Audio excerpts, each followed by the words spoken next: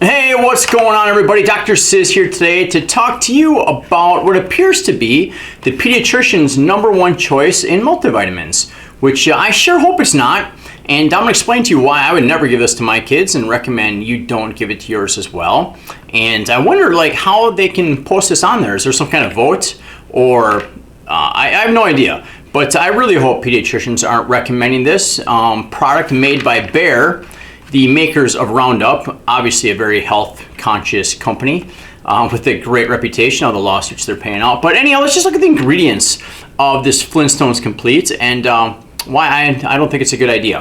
All right, so first off, they put on here supports bone health, and the first ingredient is calcium carbonate, right? So you always hear calcium strong bones, calcium strong bones, and here's the thing: to make strong bones, it's the same thing. The same principle to make strong muscles. You have to be physically active. You have to do lift heavy stuff and move against gravity. You have to do resistance exercise to build strong bones. That is far more important for bone health than taking calcium pills. And you could argue quite convincingly that taking calcium pills, if anything, may calcify arteries and do more harm than the potential benefit you could get for your bones, right? So just taking calcium pills has very, very minimal impact on bone health. It's resistance exercise plus all the other minerals that are parts of bones. But anyhow, that's the first ingredient. But then we get into sorbitol and mannitol, which are sugar alcohols, which for a number of people can lead to digestive issues.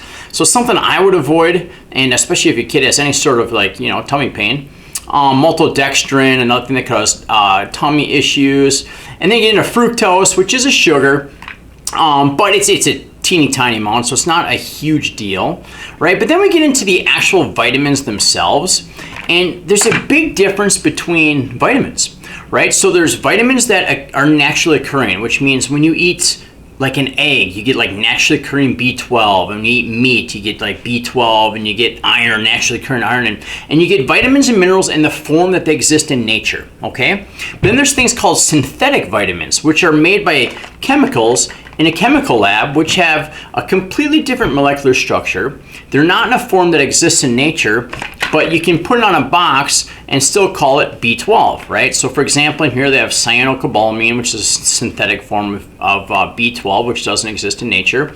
And it's just something that I highly recommend you avoid, right? I highly recommend avoiding any cheap synthetic vitamins because it is not the same as the naturally occurring vitamins that exist in nature, all right? So that's a huge part of it. One thing I noticed they did take out, they used to have artificial colorings in here, and they got rid of that and now use red beet juice and red sweet potato juice, which is good, probably response to consumer complaints.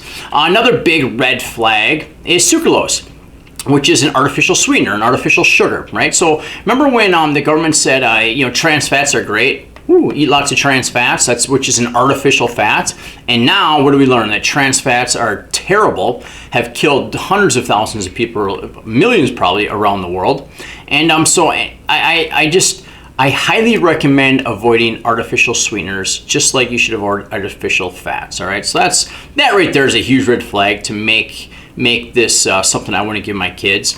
One thing that's in here is vitamin D3, which is good, right? Many kids, everyone really, is deficient in vitamin D, especially in non-summer seasons where we're not getting sunlight. But it's a fat-soluble vitamin, so to absorb it properly, you really want to take it with a fat. And this is just a dried up powder. So it's well, how much are you actually absorbing unless you're eating it with a fatty meal?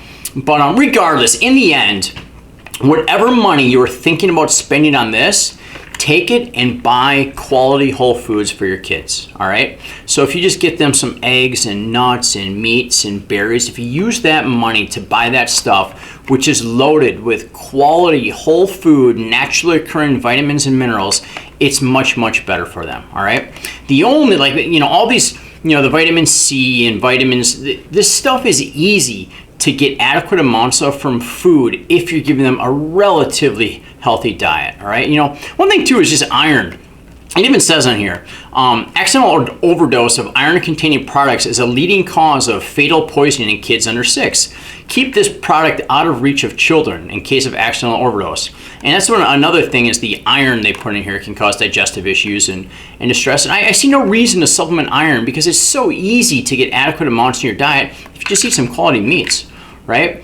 So take the money you would spend on this, buy quality foods, and if you do choose to supplement, the ones that I always give my kids are a good vitamin D and a fat in the winter time when they're not out getting sun all the time. They don't get any in the summer, there's no need. And a good omega-3 fat, right? Omega-3 fat. Like these vitamins and minerals are quite easy to get if you give them a decent diet. Omega-3 fats is tough to get enough because we're not living in the wild eating wild free-ranging fish and meat on a consistent basis, which is where good omega-3 fats come from. So that's, if anything, I would spend some money on that.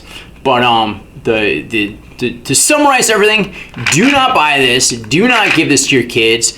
Take that money and buy them some really quality, good whole foods.